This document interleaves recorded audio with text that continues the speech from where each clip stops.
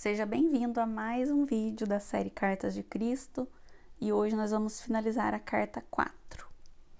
Nessa carta, Cristo fala sobre os relacionamentos pessoais e os relacionamentos sexuais, a importância e os impactos desses relacionamentos, assim como também ele fala sobre a energia masculina e feminina.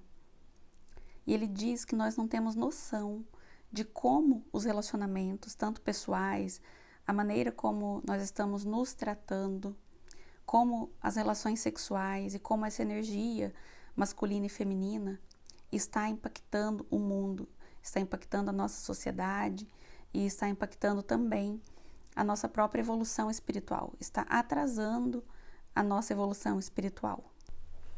A sexualidade entre o homem e uma mulher, ela tem uma intenção da consciência divina. Foi criada para uma intenção, com uma intenção. E ela vai trazer o quê? Unidade do ser, realização pessoal e alegria. E não só a busca pelo prazer físico. Existe uma intenção da consciência divina por trás do sexo. Mas hoje o sexo está fazendo um papel oposto, que é enraizando os seres humanos na nossa condição humana. Estão colocando foco somente na condição humana, na condição física. E isso está sendo uma barreira para a nossa ascensão da consciência. Isso é uma barreira para a nossa evolução espiritual, porque é um fator que nos coloca ainda mais a nível físico, a nível material. E esse é o maior dos prejuízos. Compreender o significado de homem e mulher, do masculino e do feminino, é um fator que vai nos levar para um outro nível de ascensão espiritual, vai nos levar a compreender realmente a verdade da nossa existência. Mais adiante, ainda hoje, nesse vídeo, nós vamos falar mais sobre a energia masculina e feminina, sobre esses papéis do homem e mulher. E aí sim nós vamos chegar um passo a mais próximo de descobrir e de entender a verdade da nossa existência. Então Cristo fala um pouco sobre o adultério, sobre os nossos pensamentos, sobre as maneiras como principalmente as mulheres estão sendo tratadas tanto no Oriente quanto no Ocidente. Nos traz vários alertas sobre essas situações.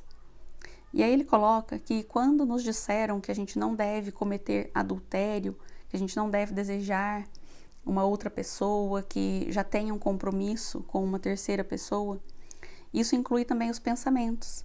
Ele enfatiza sobre os pensamentos, que quando a gente coloca o nosso pensamento em uma pessoa, como por exemplo um vizinho, nós estamos emanando energia para aquele vizinho. E de alguma forma, essa energia do pensamento vai chegar até aquela pessoa, até aquele vizinho. E isso já é uma interferência nesse emaranhado, nessa situação. Então nós devemos cuidar até mesmo dos nossos pensamentos. Então não se engane de que você pode pensar, que você pode devanear com imagens, com pessoas, acreditando que você está isento das consequências, porque os pensamentos também vão gerar consequências. Os pensamentos é a base para que aquilo se torne real em algum momento. E nesse sentido, ele diz sobre a indústria pornográfica, o quanto que a indústria pornográfica ela nos afasta da fonte do nosso ser. A indústria pornográfica nos coloca ainda mais nessa ligação física, material, nos liga com essa energia dos pensamentos, com a troca das imagens.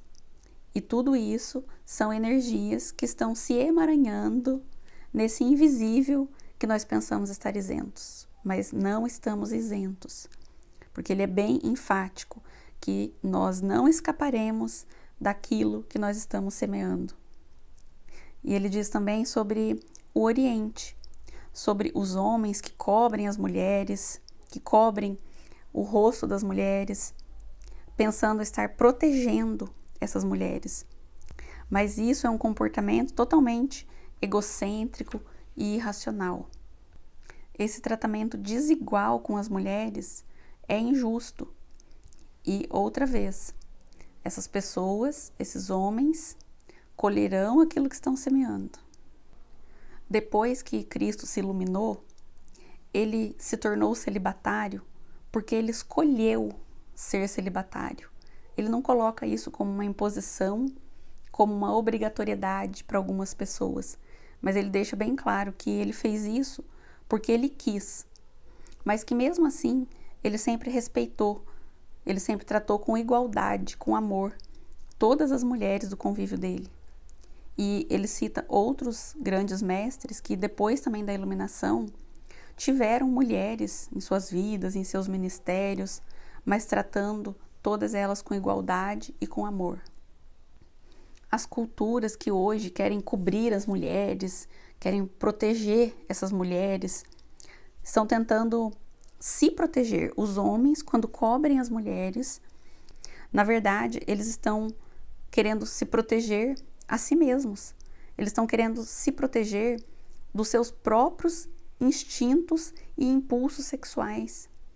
Mas Cristo diz que a verdadeira pureza de um homem só pode ser alcançada quando ele estiver rodeado de todo tipo de tentação e ainda assim conseguir permanecer indiferente ao desejo, indiferente aos sentimentos terrenos.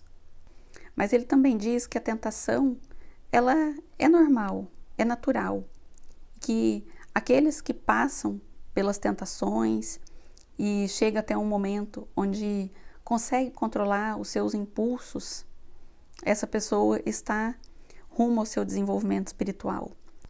Mas Cristo não abomina o sexo.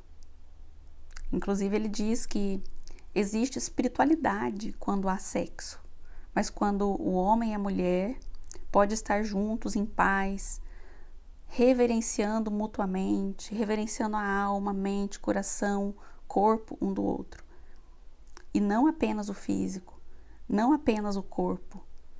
A espiritualidade está presente no sexo. Ela é representada pelo amor, pelo cuidado, em uma verdadeira união, porque masculino e feminino precisam se unir. Quando o masculino está separado do feminino, quando vivem só, vivem incompletos. Então ele diz que quando o homem é solteiro e vive só, ele manifesta somente um aspecto da fonte do ser. E quando igualmente a mulher vive só e solteira, ela também manifesta apenas um aspecto da fonte do ser. A união, ela é sagrada, é divina e é para a evolução espiritual. Na nossa criação, o masculino e o feminino foi individualizado. Só que agora nós temos como tarefa unir esses dois aspectos. E esses dois aspectos vão se tornar completos novamente.